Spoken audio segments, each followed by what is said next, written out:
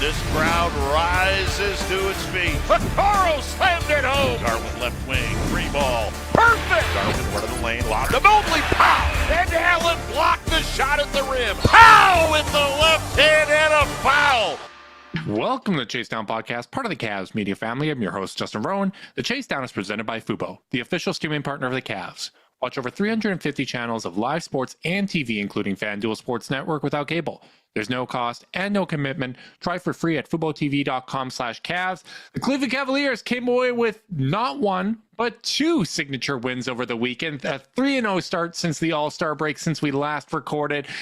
Dominant win over the New York Knicks and an impressive win over the Memphis Grizzlies. Joining me today to discuss it all is my co-host, Carter Rodriguez. Carter, how you doing, buddy? It's kind of nice to get, two flavors of win.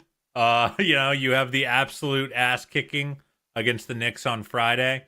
And then you get where you kind of just show your class, and then you show your culture on Sunday in a game against the Grizzlies when you're down your point guard and you can't hit the broadside of a barn with your jump shots, and you still put up 129 and just process your way to a win. So, I think like you kind of just get whatever you wanted to learn about the Cavs, in these two games, I do feel like you did kind of get to learn it.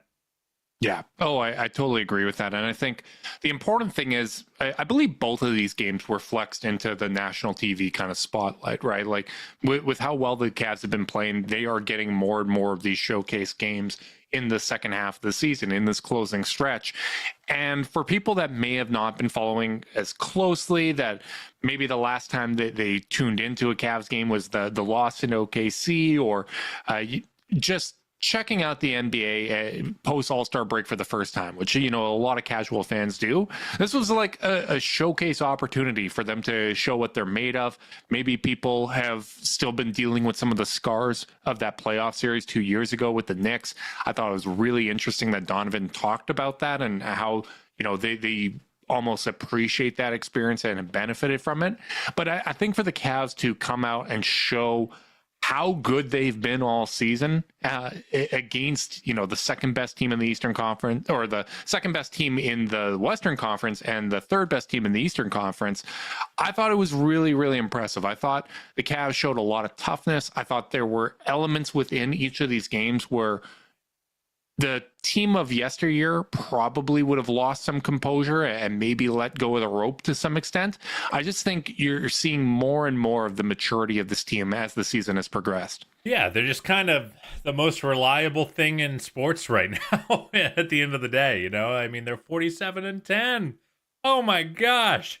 If you're on a franchise win record tracker, as I am, pretty much every game right now, the 08-09 Cavaliers were 45-12 at the 57 game mark. So the Cavs are now 2 losses ahead of that pace right now. And man, it's just, again, we've said it all year, but you just never know where it's going to come from. Mm-hmm. And this game, I think that Grizzlies game was kind of the best example of at least 2 of your stars are going to show up in an insane way. Mobley and Donovan, and at least one of your role players is going to have a killer game. And in this case, It was Ty Jerome who went bananas, Justin. I mean, what do you have, 16 points in the fourth quarter? Yeah. Completely took over the game, allowed Donovan to sit the first 5 to 6 minutes of the fourth quarter, which was important because he still played 35 last night, and he would have, if Ty wasn't going nuts and Kenny had to break rotations and get him back in early, then there would have been a world where he plays 40 minutes for one of the only times that they've done that all year on a 3 and 4 night stretch. Yeah. So I just thought it was really important for Ty to kind of go nuts the way he did. And he continues to be, I think, probably the most pleasant surprise maybe of my Cavs fandom. Has there been a season from any Cavs player that has been this good, this out of nowhere in your fandom? No, and there's been players that I've been excited about that came in and missed their first year, right? Like I think back to Dylan Windler. I think back to, going all the way back to like guys like Sergei Karasev, who didn't miss his first year, but had a lot of injuries. But I was excited. It's a shooter for a team that needs shooting.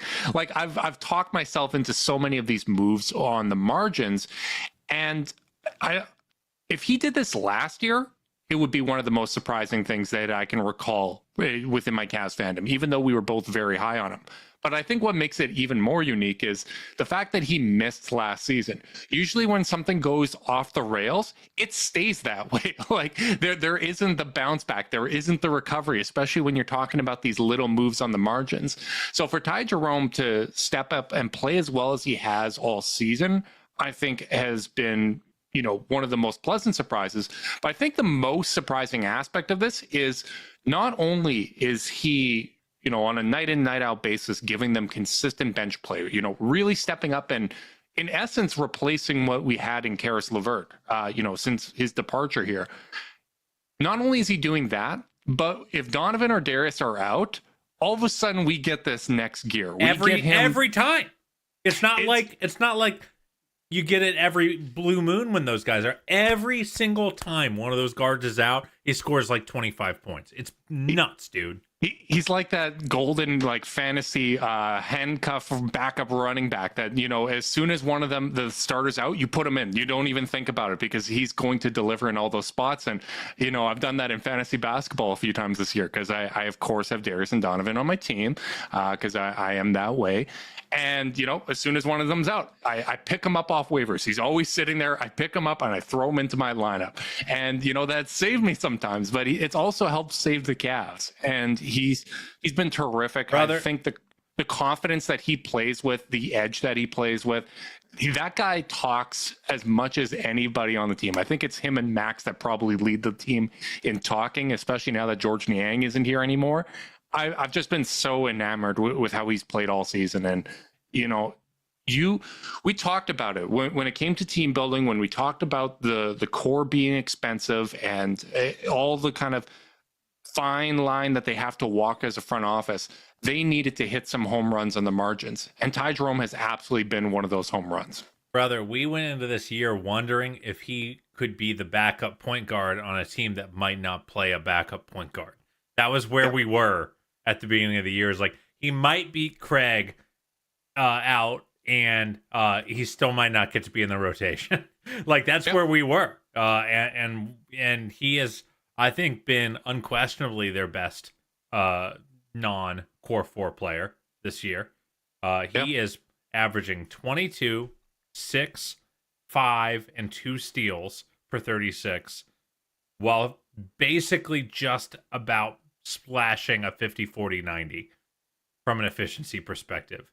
And, Donovan, I think, said it, where it's like at the beginning of the year, you're kind of waiting for there to be the drop off, but it's like, this is just kind of who he's going to be, at least for this season, and I think I'd be more surprised if he fell off than if he maintained this play at this point. And I think you hit the nail on the head. And part of what makes the DeAndre Hunter trade as good as it is really what you traded was Karis and Niang for DeAndre Hunter and guaranteed rotational minutes for Ty Jerome.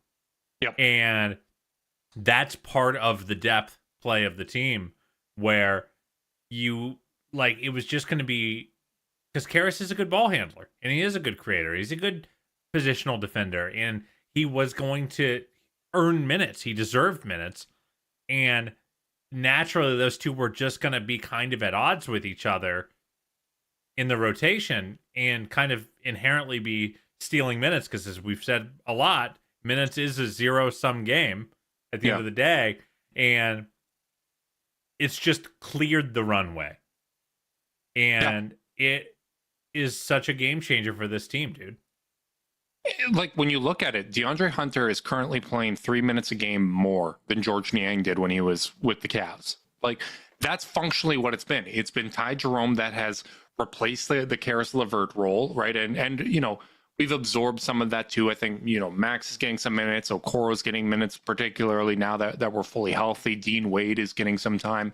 So obviously George is minutes were inflated a bit because of availability, but it just leaves you with this really rock solid rotation. Like even on a night where Darius was out of the lineup, you felt really good about the depth that the Cavs had, right? You had Max Strus contributing. You had DeAndre Hunter stepping up. Ty Jerome was stepping up. I thought Isaac Okoro gave them good minutes. Sam Merrill and Dean Wade weren't shooting well, but they contributed in other ways. Dean had some fantastic defensive possessions. Like it's a rock solid deep rotation even after that trade. And I think when you can do a consolidation trade and not lose any depth, because you trust the guys that you've developed internally to step up, I think that's so important. And I think it was important when we talked about, the ability to move on from Karis LeVert after everything that he gave them and how important he was, particularly when the guards would go down. But I think part of that calculus was still, hey, Craig Porter Jr. is looking really good. Like those minutes he played against the Knicks, that jump shot is coming along. He's looking better and better. And that's one of those swing skill sets, right? Like I think Craig in a lot of ways reminds me of what we love about Luke Travers, where, oh my God, the rebounding, like the athleticism, the feel for the game, the intelligence, the maturity he plays with, just needs that 3-point shot to come along in order for it to all kind of get unlocked. Once again, it looks like one of those success stories where he's knocking those shots down with more consistency. So I think the confidence that they have in their player development has really empowered them. And, to bring it back to Ty. Yeah, I was about to say, I'm not done talking about Ty. He's been so good, and I think he needs like the first 10, 12 minutes of this podcast. I won't go that far because I got someone I want to rant about on this podcast. I know. So we will get there. We got a lot to cover. But I do think an important thing has also been availability. Yes. That hasn't been a consistent thing with him throughout his career. If you look at the stats, what he's doing this season is not dissimilar to his first year in Oklahoma City. The biggest difference is his efficiency on, those 2-point shots, the little floaters that, he is just absolutely mastered. But he was shooting just as well from 3 on, in fact, higher volume. He was scoring just as many points per game. I'm sure there weren't the same high watermarks. Forgive me, I don't remember a lot about OKC in that weird after the bubble season. But like he's done this before, but for him to do it now over 53 games instead of the 33 he played in that year, for him to have these, for him to be as reliable as he has been when they really need him to step up, it's just been an incredibly impressive season from him. Yeah, you mentioned the health, and he mentions the health. Like he got it. It's so funny because people want to kind of like tease out like the reason why, and he's been like so steadfast and be like, I just didn't get to play this way, and I wasn't healthy. Like I wasn't unlocked to play this kind of basketball. Like this isn't a dude who just needed someone to tell him he was great, and now he gets to be good. Like he's just like, yeah, I was great the whole time, and my body wasn't cooperative, and I was playing as a role player on some teams. I pulled up the numbers because he mentioned that he's already hit his career high for games played in a season. Yeah. In his post-game availability last night. I pulled up, he's played 3,763 minutes in his 6-year career. 1,015 of those are just this year. So, wow. Like, he's just, and he's earning his way into the court, obviously, but also his body's just been cooperative. And when you have that combination and you've got the size and you've got the complementary skill set where he can run point guard for this team and he can play the 2 guard next to Darius, or he can play the 1 next to Donovan, or he can be the only ball handler on the floor. Like his positional versatility and ability to play in any lineup Kenny plays him in has just been so crucial. And like, you just can't help but root for the guy. I mean, again, I really don't think I've been this floored by in this taken aback by a player. Like this just doesn't happen.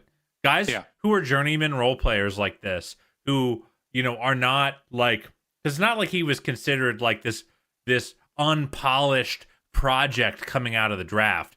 Like he was an old rookie, he was a 3-4 year player at Virginia, and was supposed to be a guy who's just a high floor role guy at best.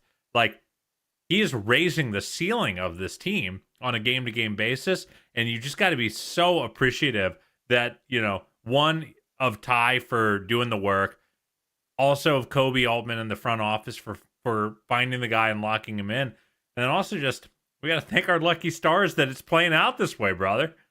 Yeah, it's not often that us, as two self-admitted Cavs homers, are high on a player coming in and then blown away by what they actually produce, right? Like that doesn't happen too often, and he's just been phenomenal. I think one of the biggest things too, and one of the advantages of having him play at such a high level, is we have seen over the last couple of years, even when you're playing lineups that are spacing challenge, right? Where you're playing two bigs, and let's say back when you had Isaac Okoro when he wasn't as established as a shooter, or Lamar Stevens playing minutes there, you were able to still get a lot of functional offense off of the strength of having two dynamic guards that you had to account for.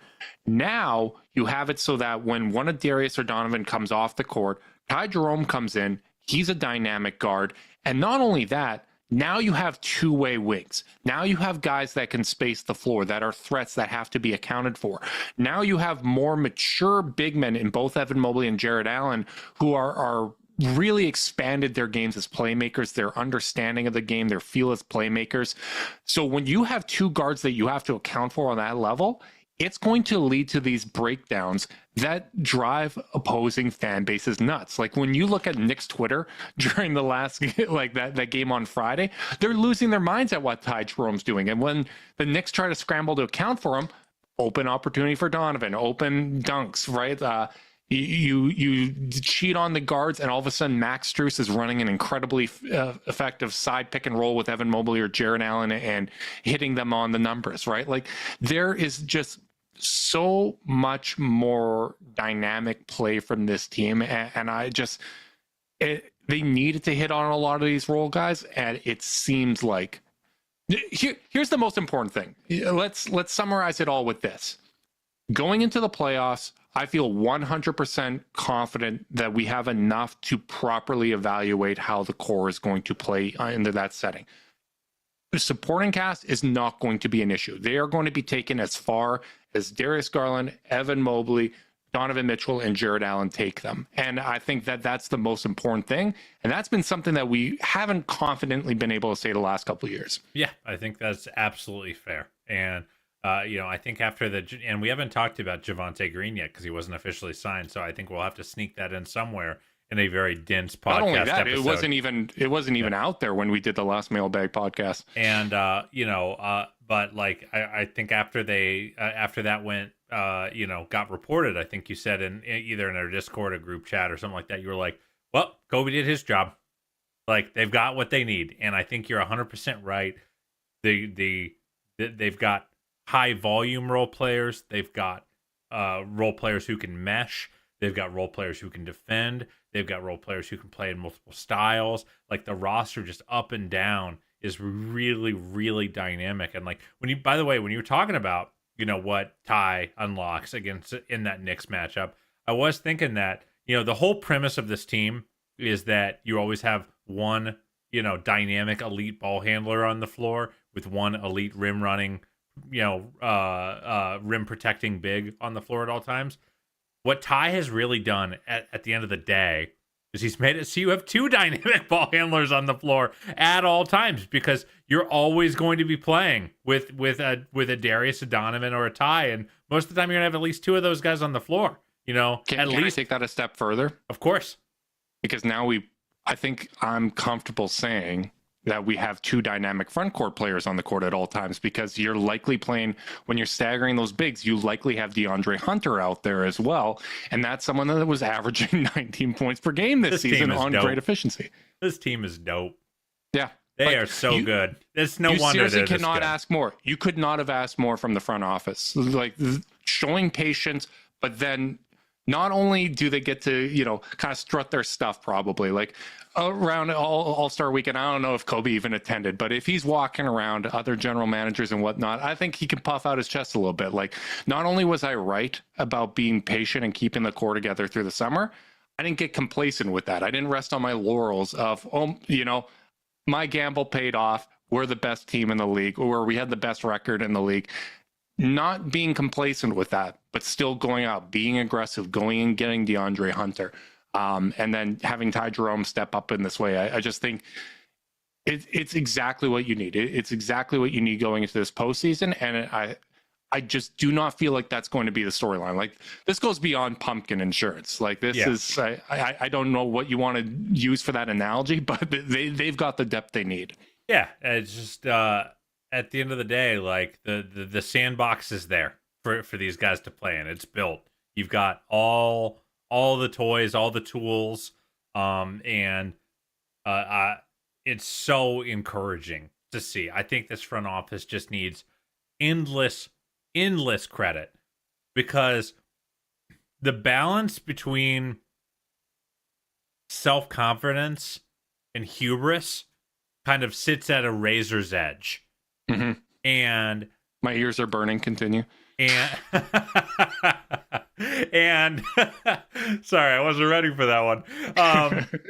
And there were times where you worried almost, where like, okay, this front office really believes in what they've built, and they've had some real hits to that on the journey. That Knicks series is a big hit. The entirety of last regular season was kind of was a hit, where things weren't meshing, things weren't the sum of their parts. So when you're that confident, and then you start getting the good results in the wake of that, yeah, it's unbelievable that they didn't just go, well, I was right last time, so why would I change it now? Yep. So like that ability to hang out on that knife's edge, which is where the best executives and the best organizations live, is such a testament. It's something I didn't know if we would ever have, because most organizations don't get to have this. And again, you just have to give Kobe, Mike Gansey, that front office, their flowers. Clearly, it's an environment where having an opinion matters, having a real point of view matters, but where that point of view can get challenged. And you can really see how that filters all the way down to the coaching staff, the kind of team that Kenny's running, where he's telling stories about how he didn't want to start Jalen Tyson, and Damari Carroll goes and talks him into it. Like, all these little pieces of evidence that show, hey, we believe in something, but we're not getting too high on our own opinions. We are ready to be challenged, and in everything that we believe has to be deeply defended and deeply validated, or it's not going to work. And again, just what a masterclass on the road to building a team this good. Yeah, I think it's so important, and it really goes to show, right? Like, we see what we see in 48 minutes, right? What's on the court, what the kind of relationships are, the body chemistry, all that kind of stuff. That's apparent. Like, we can see that on a consistent basis. But I think those types of relationships, right, having your finger on the pulse with the locker room, knowing what types of shakeups the locker room can handle, what shakeups are going to be a positive for the locker room, right? Like, when you look back at the coaching change, JB did a great job, but it was clearly time to make an adjustment there. Karis LeVert had really contributed, had really brought a lot to the locker room, but it was the right time, and they had the trust in the locker room to be able to kind of step up and address that. I think, and that Damari Carroll example, I think that's another great example. Like, it's all these kind of relationships and things you don't see, that aren't apparent, that are working in the background, always providing support, just like Zoom AI Companion. Because only you can do your best work, Carter. Zoom AI Companion can help you do the rest, like automatically taking notes, answering meeting questions, and helping you respond to your coworker. Available at no additional cost with eligible paid plans. Work happy with Zoom AI Companion. Carter, you took me on a Ty Jerome ride here. I think he absolutely deserved it. I am enamored with Ty Jerome, but I want to talk about Evan Mobley, because that man looked like one of the best players on the planet these last two games.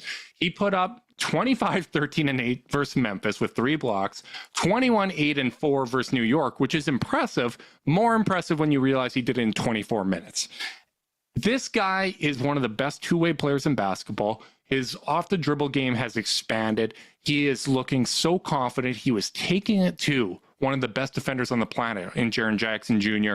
And I think when we talk about the differences between 2 years ago against the Knicks and where the team is at now, mentioning the changes in the supporting cast, coaching, all that kind of stuff is so important. But I think the biggest swing factor, which we said at the time, was going to be the growth of Evan Mobley. And this is no longer what we saw post All-Star break of that season, where he was more productive. He was getting around 18 and 10. This is someone that can bend defenses that people panic because he is so dominant on both ends of the court. Holy hell, it was fun to watch. He is really, I feel like, even taken another leap as a creator midseason from what he was at the beginning of the year. I mean, we talk about how at the front end of the year, he's taken it to the Charlottes of the world and, the Washingtons of the world. And you wait to see, like, okay, that's good. I'm glad to see it. But, like, he can't turtle up against the best defenses in the league when he goes up against other elite personnel. At the end of the day, that's what elite offense is when you can beat elite defense with it. And, he has that first possession against Jaren where they're down Darius, so he's going to need to initiate. That's just the way, especially with that starting lineup with Okoro in there, you're going to need Mobley to initiate offense, so it's just not the Donovan Mitchell show, which, by the way, it was. But but not just later. The Donovan Mitchell show. So you need it, and he gets ripped on that first possession. And you go, and I won't lie, I go, this could be a hard game. This could be a hard game to get easy buckets. And then he just proceeds to decimate him the rest of the game. I mean, the Euro step, the inverted pick and rolls, the duck ends right when he needs them. So much self-created offense, so much playmaking for others where he's beating Jaren to the point, like, the whole thesis of Jaren Jackson Jr. for the Grizzlies is they don't have to help when he's guarding someone. Yeah. So if the fact that Evan is just spraying passes out, I know you have an unbelievable stat I wouldn't dare take from you from this one with regards to his playmaking, but the fact that he's able to destabilize Memphis's defense with, the current odds front runner for Defensive Player of the Year guarding him, hopefully not for long, is really special. It is really special. And that stat you're referring to, 15 assist opportunities created by Mobley in that game. Second on the team was Donovan with 8. So, he is not only generating for himself against one of the best defenders in the league, he is generating for others. He was creating opportunities all over the board. And I think I'm really happy that you pointed out that turnover, because I didn't get to watch that game live. I had to watch it after. And I knew that he had a great game. And I smiled when I saw that turnover because I'm like, this is great. Because I already knew what his box score was. I watched the fourth quarter live. I was like, this is awesome. He is going to stick with it. And I think you even saw within this game, he took a lot of open threes. One of them, he had his foot on the line, unfortunately. He missed a bunch of them. But he didn't let that deter him. He's not being polite where, excuse me, I'm going to try to expand my game here for a possession or two. Let me experiment with a dribble. Let me experiment with a three. He's confident with what he's doing on the court, and he believes in the process. He is sticking to it, and he is playing his game. And I think we still need to see it against Boston. I want to see him have one of these games against Kristaps Porzingis and Al Horford. We saw it against Horford in the playoffs. Porzingis has given him trouble. But I think it's encouraging that since he struggled there, we've seen him do it against a Rudy Gobert. We've seen him do it against Jaren Jackson Jr., who Kristaps Porzingis is a phenomenal defender. He is not as good as those two guys. No. I'm sorry. He's maybe a little larger, but he is not a better defender than those two guys. Whether he can get that to translate, whether he can keep himself, maintain that composure, attack and assert his will on the game, that's going to be really, really important to see.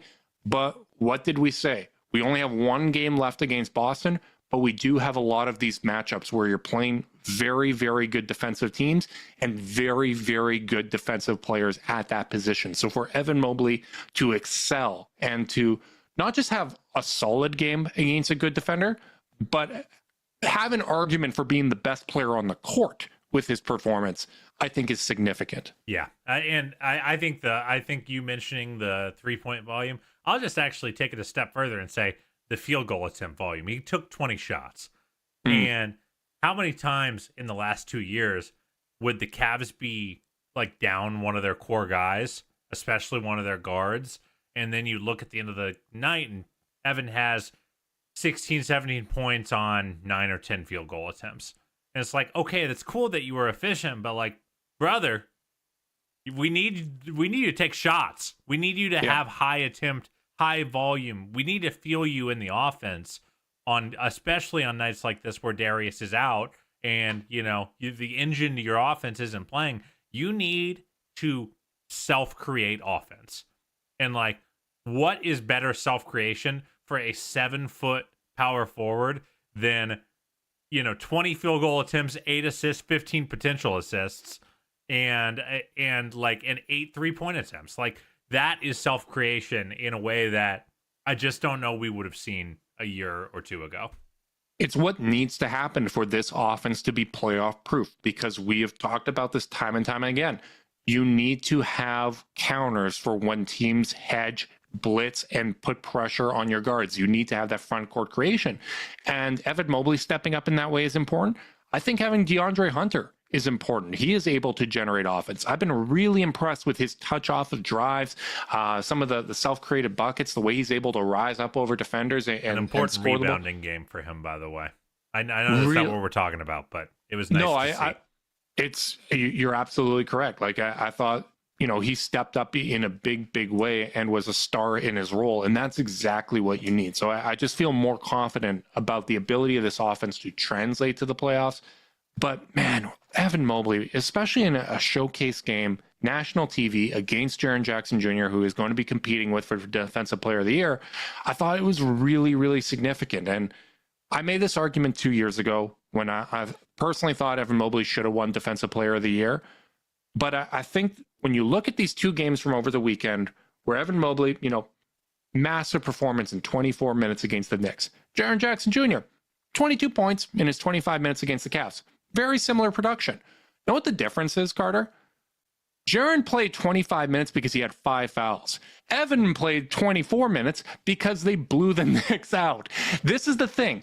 Evan Mobley's minutes, like when you look at their per 36 stats, Jaren really expanded his offensive game. Last year did him a lot of good. He's an improved player. He's a phenomenal player.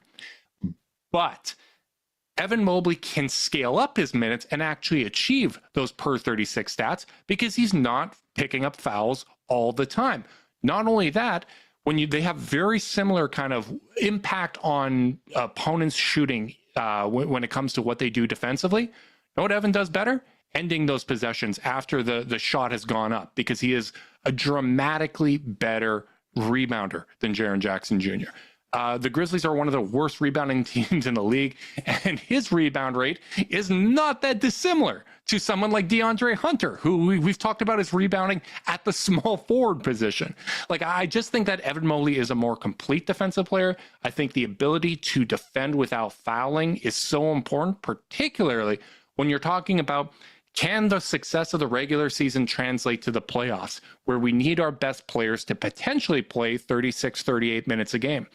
If you can't play that many minutes because you are taking yourself off the court with those fouls, that to me has to work against you. If you cannot end those possessions and the Cavs out-rebound you by 10, that has to count in these Defensive Player of the Year conversations. I think Jaren Jackson has, as I said, I think he's taken a step forward. I think he's a phenomenal player. I think he is a much, much more dynamic offensive player than what we saw 2 years ago. I think Evan Mobley is just a flat-out better player at this point. He is, and I think there is a little bit of JJJ getting credit for his growth as a player, as in this, like it's, and you see that happen the other way too. I was listening to the Dunker Spots. I was hanging out in their playback room, and someone asked about Bam, why he's not in the Defensive Player of the Year conversation, and Nakai's kind of mentioned, like, I mean, he's been good there, but also like he's just having a bad year overall, and it does drag you down narratively. It just does. Yep. And like, so even though most of Bam's struggles this year have been on offense, like it does just kind of change the perception of you a little bit. And I do feel like that's happening with JJJ in the opposite way. By the way, just pulled up FanDuel just to check, and guess who is now tied for the best odds for Defensive Player of the Year? your boy Evan Mobley. They're both plus 125. And by the way, I'm going to use this as an aside to say this is why taking advantage of getting put on national TV really matters. You've got 5 straight national TV games, 6 out of 7. And and a lot of those were flexed games where, the leagues saw how good the Cavs were playing and put them in the spot. That's why it matters. And you cannot tell me that if that Memphis game was only on the regional networks, that line shifts that fast. Yeah. But when these guys are getting in this national showcase and showing out the way they have been these last couple of games, it just starts to push these narratives in their favor. Yeah, and I thought that this was a big weekend for changing narratives overall for the Cavs. I thought what they did against the Knicks was significant. Could be a huge week by Friday. Absolutely, and bullets dodged. I will confess, I panicked when I saw Darius land on his face. When I saw Jared Allen going for an MRI, all of that freaked me out because it brought me right back to after All-Star break in the past. Like, people have always talked about, the Cavs fall off after the All-Star break. Like, the play has fallen off. It has always been injuries. Like, when we were coming off the All-Star game in Cleveland, we lost Darius, we lost Karras, we lost Lowry, we lost Jarrett, we lost Evan, we lost Dean. All those guys were out, and that's why the tailspin happened. For Jared Allen to bang his finger on the rim and then miss the rest of the regular season and be impacted in the play-in game, like, all of that was fresh in my memory. So for Jared to come back, to not have it be anything too serious, I think you saw it maybe a little bit with his free throw shooting, but I thought he had a big impact on the game. I thought he played really, really well. For Darius, we'll see how long he's out. If he's not 100% for Boston, I'm going to find that interesting because you're likely going to be banged up in the playoffs. You're going to need to find ways to be productive in those spots. I think that we have more than enough to win. I think we've seen that in past games against Boston where someone's had a really, really bad game.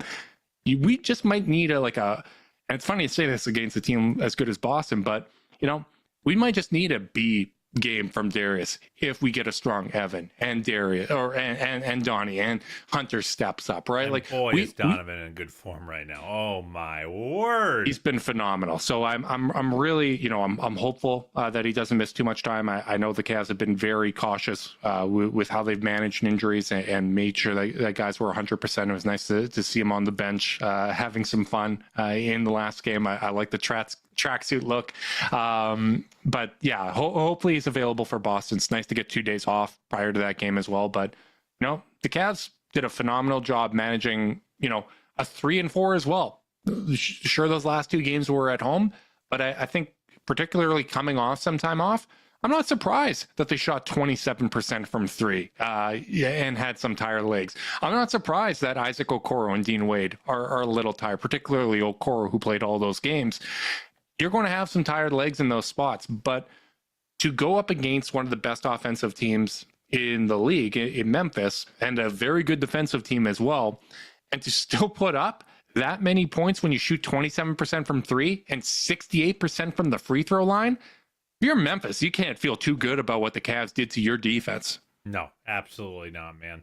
And what's so nice, again, and we've talked about it a lot, but Donovan Mitchell just being the best break glass in case of emergency option in the league, that for a team that rarely has to break that glass, he was so crucial in this game. They don't score 60 plus in the first half shooting the way they shot if Donovan isn't just carrying the offense and playing like a super duper star.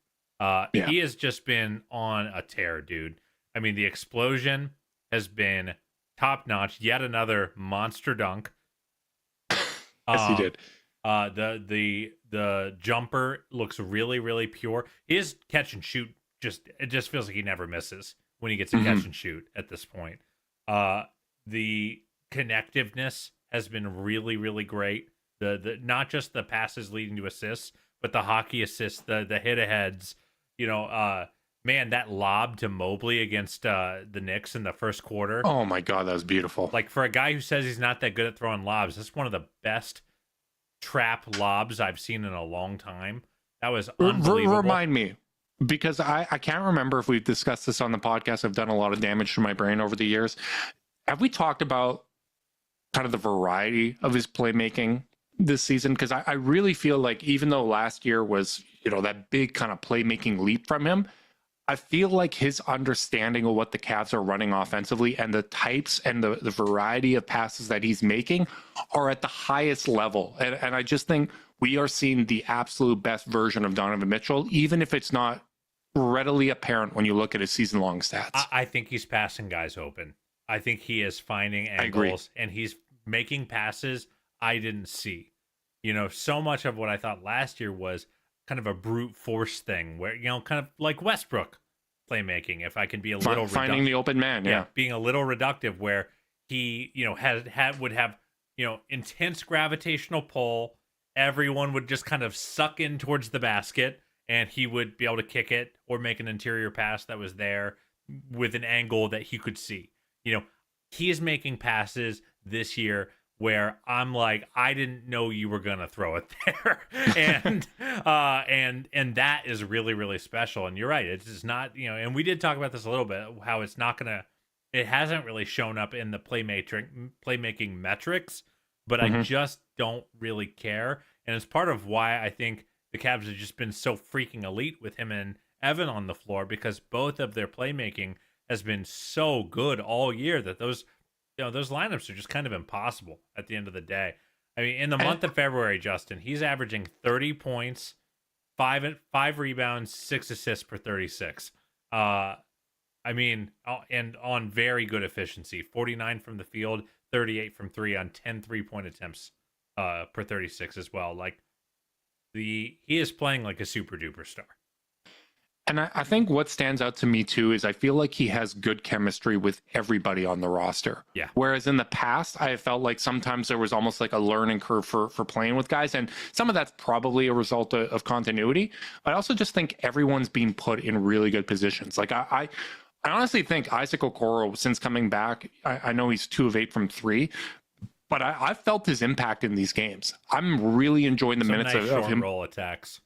Really, generating some assist opportunities there. He's been attacking the glass at the type of rate that we want to see. The rebound percentage is up 3% since he's come back from the injury.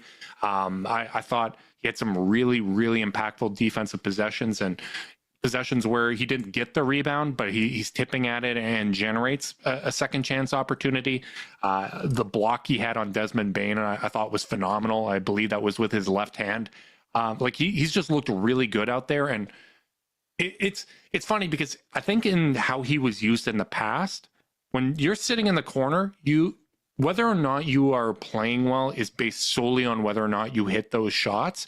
And I just feel like he's being used in more ways and he's impacting the game. And it's not just about, okay, did the shots go down? And there were so many possessions where, little dribble handoffs with him and Donovan, where he's setting just these incredible screens that are really blowing guys up. He had that great 2-man game in the corner with Mobley last night, where he ends up helping them force a switch. Mobley gets it, is able to attack Jaw on that switch, and feeds Jarrett, who's cutting baseline. Like, he's part of these connected plays, to your point. Yeah, and, for him to come back into the lineup, and I think it really illustrates just how high level the feel is for Donovan right now.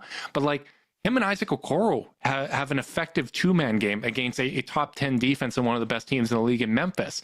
Like, I just think you're seeing it up and down the lineup where he has a perfect feel for where Dean wants the ball. He immediately has great chemistry with DeAndre Hunter. Like, you've had really nice possessions with those two. His chemistry with Mobley is great. His chemistry with Jared Allen has been so much better than it was in the past. Like, or actually the other way around. The chemistry with Mobley is better than it was in the past. Like, I just think that up and down the lineup, he just has such a high level understanding of where he needs to be, when he can be aggressive, how to get guys open, how guys are going to cut, how they're going to move.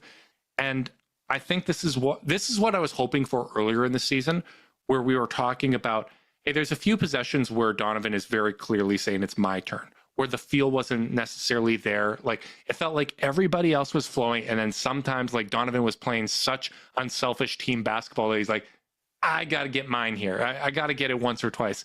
The reason why I felt it was so important to point it out is because what we have seen from Donovan throughout his Cavs tenure is that he has grown, he has improved, he has done all the things to become a better team player. Like Tony Stark, he's always learning, Justin.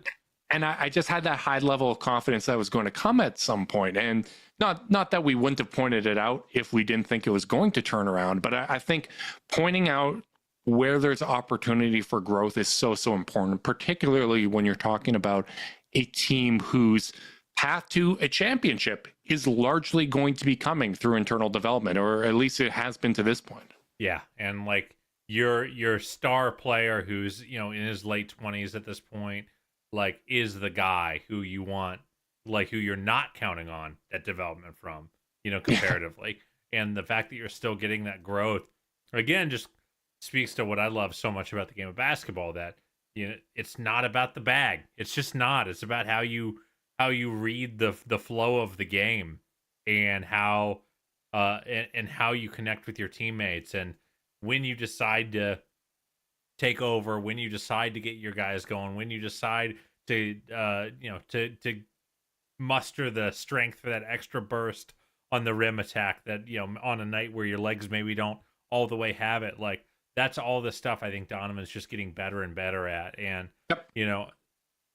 there were times I would like to see him attack the rim a little bit more. That's my one critique, is sometimes I feel like in some of these matchups, there's just so many good things that happen when he attacks the rim.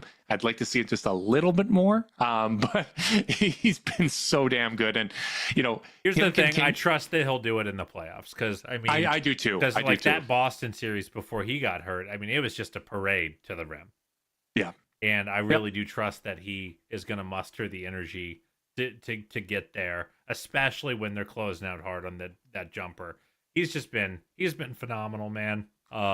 An absolute tone setter, and the fact that I'm not sure who's been better between him and Evan this month kind of tells you what kind of month the Cavs have had. Yeah, they've been really, really damn good. And, his growth and his continuous improvement, even into kind of his late 20s here, it just gets me excited about what 23-year-old Evan Mobley my God. and newly 25-year-old Darius Garland are going to do as they continue to get better. Fan me off.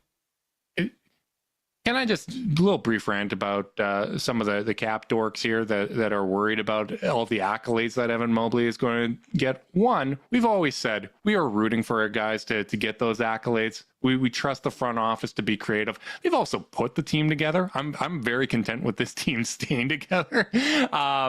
But when it comes to Evan Mobley potentially getting all NBA, those kind of kickers in the contract and all that kind of stuff, we have two guys 25 and under that are probably deserving of all NBA spots. And the fact that only one of them has a chance to get that designated rookie max, we're already probably ahead of the game there. I'm very, very much rooting for Evan Mobley to get all the accolades he deserves. And I love that he's speaking out for himself too. Like he's puffing out his chest a little bit. He's talking, saying, hey, who do I think is going to be the best player in 5 years? Me or Wemby? Like, I love that from him. I love the assertiveness. Prayers and I up think for Wendy, by the way. What a horrible, or Wemby, sorry, not Wendy. What a terrible thing and scary thing. And hope for the best for him, because that was a real gut punch as a Hoops fan. Yeah, you were one of the first people I thought about, because the last podcast we had done was you saying, yeah, the matchup I'm most looking forward to is the two against Wemby. And then that immediately came out.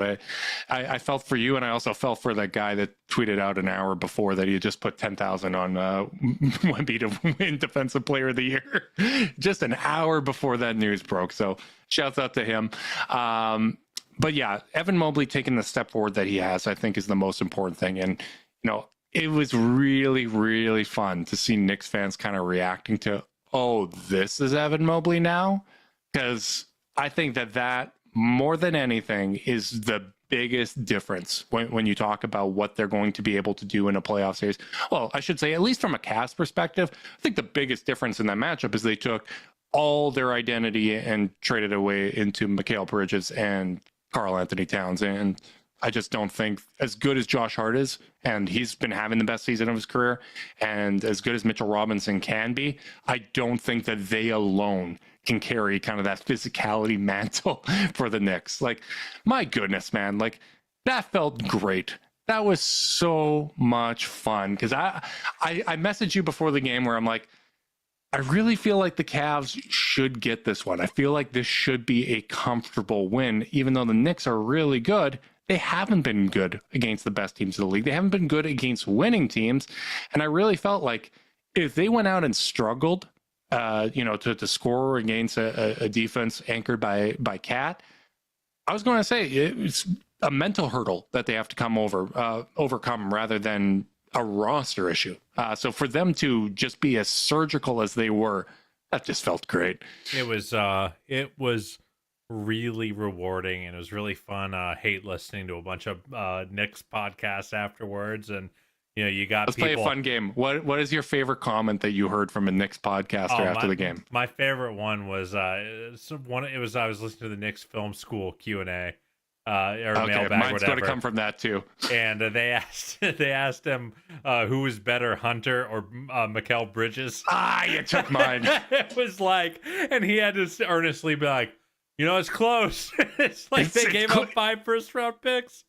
Yeah, versus 3 seconds. Yeah, the comment of probably closer than we are comfortable admitting was just that was chef's kiss. Yeah, I mean, I said it. Whatever. We're 55 minutes in. We can do a Knicks. We can make fun of the Knicks for a minute. I remember we love you. We love Knicks Film School. They do great work. Yeah. Shouts Claudio and John Macri. I remember when they made that Cat trade. I texted my buddy and I was like, "That looks like the team I make in 2K when I get bored and do 5 consecutive suggested trades." And then I load up. I'm like, what am I supposed to do with this? Like you just you kind of accidentally just nuke the identity of whatever team you were looking to play with in the first place. And then you just kind of have you trade for a bunch of guys. Oh, there's a 3-and-D guy who'd be great. And then you just have a bunch of guys who just don't play with a tremendous amount of force. And I mean, Josh Hart is the second best playmaker on that team, by a lot. And Brunson had to work so hard. That was honestly one of the main things that jumped out. I expected us to be able to feast at the rim, and I expected our offense to be good. I was very impressed with how we played defensively. I thought the Cavs had a terrific effort on that end of the floor. And man, when the Knicks kept it close-ish in the first quarter, it was Brunson working his butt off to get those shots, hitting tough shots, hit one over Evan Mobley. He was seeing bodies all over the place. And you need playmaking. How many times have I said it this season? That was my lesson from the Celtics, is they had 5 guys that could create. And Cat, to his credit, has been very good this year. He's taken a step up as a creator and a playmaker. He's still more of a play finisher, at the end of the 100%. day. And if he dribbles a second time, he is not going to give the ball up. Yeah, he's going if he all dribbles the way to once, if he dribbles once and help comes, he will make the right pass. If he has dribbled a second time, he is going to take it to the basket. Yeah, I think that's after that Cavs game, before the Boston game. That same podcast was talking about how they were against the Cavs, Celtics, and Thunder. Their average score is 105, and their average opposing score is 126. And I'm just sitting here going, the 105 is the problem. The whole thesis of the team is that they got to be able to score, and they just don't. They don't have the ability to get easy looks against great teams. They have to work too hard for it. So anyway, there's Nick's Schadenfreude corner of the Chase Down podcast. We should probably get back on the Cavs. And by the way, for what it's worth, I have this concern with the Cavs against Boston, because I do feel like no one, even OKC, no one has consistently gotten the Cavs out of their offense like Boston has. 100%. The biggest question with the Cavs is still, can this offense translate to the playoffs? The defense has held up. I think we have enough data points to indicate, yes, they are capable of doing this, but can you do it 4 times in a 7-game series against a team as good as Boston? That's going to be the question. The answer very well might be no. But if we get like a competitive 7-game series where we do it sometimes, but there was just that one run that went the wrong way or whatever the case may be, that's something actionable. That's something that you can build off of, right? But how this offense translates to the playoffs is still the biggest question. That's still something that I really, really want to see. And I keep coming back to Evan Mobley. I think that's where it needs to come. I think he needs to be consistent. And that's a lot to ask of a 23-year-old. But I think we are seeing more and more that he is capable of doing that. And, one thing that we have seen as Cavs fans is sometimes a 23-year-old is able to step up and do things that you can't always expect of players, right? Like we have had some generational talent. We have been really, really damn lucky. Obviously, LeBron was phenomenal at 23 years old. But there were those questions with Kyrie. There were questions, early in the first round of the playoffs against Detroit. I remember Didier from, the Warriors beat that was talking about the lack of assists between Kyrie and LeBron. Sometimes he had those off games, but when it really counted, he found that consistency. He struggled games 1 and 2 against the Warriors. Big in the comeback. 23 years old. Evan Mobley, same damn age, and I would love to see this season end the same damn way. You mentioned it's a lot to ask of Evan Mobley. Well, winning a title means we're gonna have to ask a lot of guys, and everyone.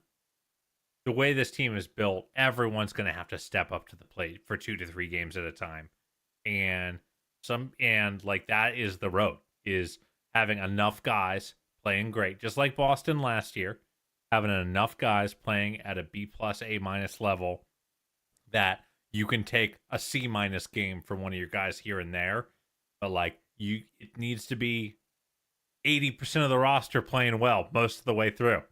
Yep. And I think this team can do it.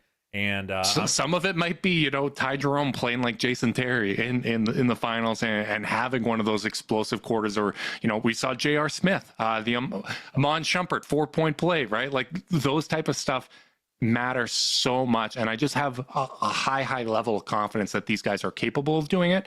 Now, I agree with what we said on the last podcast, where I don't think there is any set of circumstances where you could say that the Cavs are going to be a favorite against Boston. And I do feel like this team has, at least like the way I think about things, it's a 3-year window, right? Like it's the length that we have at least Donovan under contract. Let's think within that window. But just because it's a 3-year window doesn't mean you're guaranteed to be in this position. Doesn't mean you're guaranteed to be healthy next year. Doesn't mean you can take this year for granted. If there is even an opportunity to go out and shock the world this year, you got to do everything in your power to maximize and capitalize on every single opportunity that you have. Which, good thing this team is picking up more useful players on that note. They signed Javonte Green after he agreed to a buyout with the Pelicans. And what did you think of this move? I think both of us were kind of pining for a big man. We were looking for a 4-5, but also we weren't expecting a guy like Green to hit the market. What do you think? I'm happy with it. Like this falls onto your pumpkin insurance category. And, he is a little undersized, 6'4", 6'5", but he's got a massive 7-foot wingspan. He is someone that plays much, much bigger than his size. And Chris Fedor on the Wine and Gold Talk podcast mentioned, from his understanding when he was talking to the Cavs, it was indicated to him, hey, it's not going to be guaranteed. We have a lot of depth, but you may have opportunities to get minutes. And I think the reason for that, positional versatility. I think that this is someone that can competently play with from 2 to 4. Like he can play as an undersized power forward. He's done it a good amount in his career because he is so physical and he is so long and plays so much bigger than his size. His defensive metrics are phenomenal. Go check out Dan Devine had a great post on that, where he is one of the best kind of perimeter defenders in the league from a metric standpoint. Having a guy like that can fill in, like if you are having an issue where Isaac gets banged up or Dean gets banged up or foul trouble with one of the role guys, the fact that you have some positional versatility coming in off the bench, someone that can fill in at a variety of those spots, I think is the most important thing. And that's what I wanted more than anything, right? Like I want a skill set more than I want an archetype. And I think that he fills that need. Yeah, I think he has a couple things that are really going for him. I do think he is insulation in matchups where maybe Sam Merrill isn't a great matchup. Like we've talked a lot about how we don't love Sam against Boston. It's just not it's not our favorite. And who knows, maybe it'll be Kenny's favorite, and that's all that really matters. But I think like that's a guy where you can go, hey, if you still want to play 8, 9, 10 guys, that you can do that. You can just you can basically play him at the 3 or the 4 and downshift more Strus minutes at the 2, or more Jerome minutes at the 2, because you got a big wing defender there. I think there is it's you made the pumpkin insurance joke earlier and then brought it up here. What's nice is what you really want is pumpkin insurance for your role players and have another option behind them, knowing that your starters, your top 5, 6 guys you can really count on. You want like layers of insurance, and like he does provide that, like you mentioned, Isaac's jumper hasn't looked great since the shoulder injury. If you get into a playoff series and it's just not going well, but you need a stopper, maybe throw him in for a shift and see how it goes. I think he'll be a great innings eater for this team as they go through the rest of their regular season, where, we've talked about how we're super confident they're going to be the 1 seed at this point. At least I am. I think you are. You can safely assume that, yes. They're up 6 games on Boston as we speak right now. But we've talked about how OKC is in the middle of thumping Minnesota for the 2nd straight game, and they're going to have the same record. And if the Cavs want home court through the East, they're going to have to probably play out the season, try to win as many games, through into the finals. They're going to have to play out the season. They're going to have to win as many games as possible, and they're going to have to decide whether they want to balance, rest, recovery, and all that stuff with chasing those wins. So adding another, like, no doubt NBA player to your rotation makes it easier for you to do that, where you're not playing guys that you don't think can help you win in any game, even when you're down 2 or 3 rotation players. Yeah, and the great thing about this season is they've been chasing wins without really stacking up those minutes. And once again, to give credit to Chris Fedor, because again, we are just fans with the podcast. We don't do the work of a beat reporter, so we're very grateful for people like Chris, people like Danny that are putting in the actual work, and we just get the benefit off it. But he did mention that one of the things that he expects Kenny to do, and one of the things Kenny has mentioned, is he's going to want to play them more minutes. He's going to want to give Donovan and Darius 36 minutes in some of these games, so that they can ramp up and get the conditioning to where it needs to be come playoffs. But if you're going to be doing that, my expectation is, hey, you're probably going to be doing that in the games against New York, against Boston, and all that. And that's going to necessitate, hey, with that understanding, if we're playing a back-to-back, one of these games we're going deep. And if we lose that game because we're going deep, that's fine. But we trust our depth to step up. We trust Ty Jerome. We trust, going all the way down to Sam Merrill, Javonte Green, whomever coming in off the bench. They're going to need to do their part in order for us to get this wins record. And I think that's absolutely the right approach. But I do really like what he can bring. I'm pretty confident in saying that Sam Merrill or Javonte Green would be the best 11th man in the league. No one else gets to play guys that deep. And maybe OKC. Yeah, that's so fair. Many men. That's probably fair. OKC is bananas, dude. I spent this entire season being a hating ass hater, and I'm running out of things to hate.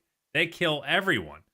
Dude. They're winning by their point differential is 13 points a game, and it keeps growing. Like, they haven't had really any one singular bad stretch of play this season. They've been nuts. Yeah. Yep. And crazy. How good you got to be markedly better, like by the metrics than this Cavs team right now. Like, you know how good you have to be missing like your second or third most important player for pretty much half the year and still be keeping pace with the Cavs? Like, I don't know, man. Really damn good. I don't know, really man. Damn good. It's so funny. Well, you know, some of that is, you know, when you're playing in a conference where a team like Memphis is the 2 seed, it's going to make things just a little bit easier. But you know, that's just my opinion. But you know, to strengthen my point, looking at minutes per game for the Thunder, their 11th is AJ Mitchell and 12th is Kenrich Williams. Those guys are absolutely NBA players. So, my God. But hey, Sam Merrill, he's been playing great this year. I've been really happy with him. Really rounded out his game. So no slight there. But you know, that's probably why Cavs and Thunder are at the top of the league, because they have the depth. They have all of these guys that can contribute. So it's been awesome. You know, going into the playoffs, I feel really, really comfortable. And I'm someone that's always been, you know, I prefer 8. I like 8. I think you have to go at least 9. I think 9 is the minimum that Kenny. I think you got your core 4. The next 2, Max Strus and DeAndre Hunter. I think that they're kind of that cut above. You know, Max continue to start. The starting lineup with Max Strus has a plus 34 net rating so far. Everyone. They are smoking everyone. It's like Max was just like, yeah, no, I would like to stay the starter. Yeah, like, and they are killing everyone. By the way, I know we're going long on this podcast, but whatever. We didn't pod for like 11 days. Max playmaking against the Knicks, just punishing them for trying to hide Brunson on him, was so nice to see. Yep. And we talked about how, you know, it's going to be really tough for the Knicks to hide Brunson on the small forward, whether that's DeAndre Hunter and his ability to post him up, which you saw Brunson switching on and getting some larger players and getting attacked in that way. But also Max Strus, the connective playmaking, the feel he has with the starters has been phenomenal. So, you know, you are correct to bring that up. I thought Max was awesome against the Knicks. I thought he was good against the Grizzlies as well. But yeah, like I think him and DeAndre Hunter, that's 5 and 6. They have to play, you know, a tier above, more minutes than the rest of the group. But the next 3, man, like I think you are going to need Isaac Okoro in the playoffs. I think Ty Jerome absolutely deserves those minutes, and I think Dean Wade has made a big impact. So I think those are my 9 that I feel super confident in. And then everybody else in my mind, like it's a little bit of a specialist. Like, let's get a shooting punch. Let's get some defense from Javonte Green. Let's try to mix things up in that way. But I just feel really good about the depth of this team. And I feel really good about the depth of this team. And we haven't even talked about, you know, kind of future projects in Jalen Tyson and Craig Porter Jr. Yeah, I think that at this point, Kenny is going to play 9. But I think what it'll be is if 9 doesn't work, yeah, that 8-9, you just pare down. Or if a guy gets hurt or whatever it may be, you don't just replace, you pair and you start adding to the minutes load a little bit. But yeah, I would be stunned. You play 9 because the top 9 are that strong, in my opinion. Exactly. And I think that's what Kenny will do. But man, boy, does he have options. I love options, and I love the Cavs playing this damn well. We will be podcasting Wednesday not after the Magic game because they play tomorrow, but we'll be recapping that and previewing the game against the Boston Celtics. Big thanks to everyone that tuned in live on the YouTube. Make sure you guys are liking and subscribing, clicking that notification bell so you know when we're going live. If you're listening via podcast and you want to support us, leave us a rating, leave a review, subscribe, unsubscribe, resubscribe, and help cook those books. If you want to be part of the Chase Down's exclusive Discord chat, send a screenshot of their review to chasedownpod@gmail.com. However you choose to support us, we really do appreciate it.